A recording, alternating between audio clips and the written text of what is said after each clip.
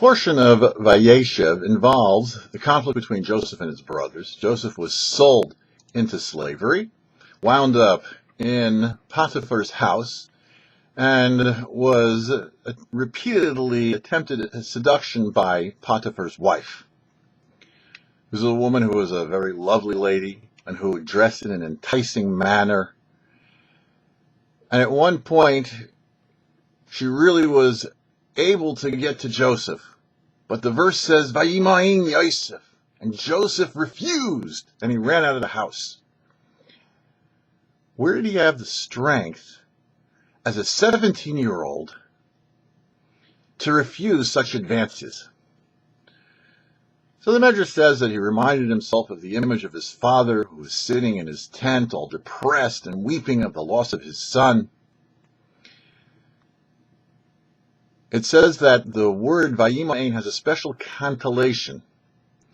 It's called a shelshelis, which means like a chain.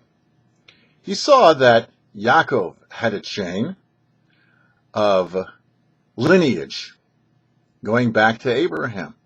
And Joseph would have a chain of lineage from him. And realized that if he were to engage in this deed, there would be no link between Jacob and Joseph. It says that when a person extends just a little bit of fear of heaven, then they're able to overcome obstacles. As the Mishnah says, if there is no fear, there is no wisdom. If there is no wisdom, there is no fear. A Jew's fear of heaven is based on his outlook on the world. He looks at the world and says, wow, this is really magnanimous. Look how great the Creator could be. This then spurs the person on to learn more and to develop their intellect so that they come to a higher level of fear of how could I possibly do anything wrong?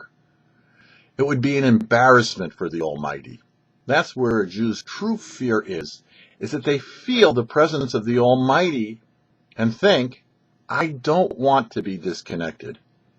A person doesn't have to be a Joseph, a tzaddik for this, because the Torah is telling it to us.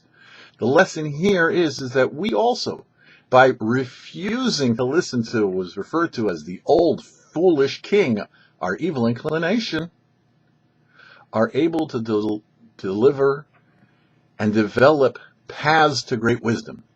As we see what happened with Joseph, Joseph eventually wound up with 2 tribes among the 12.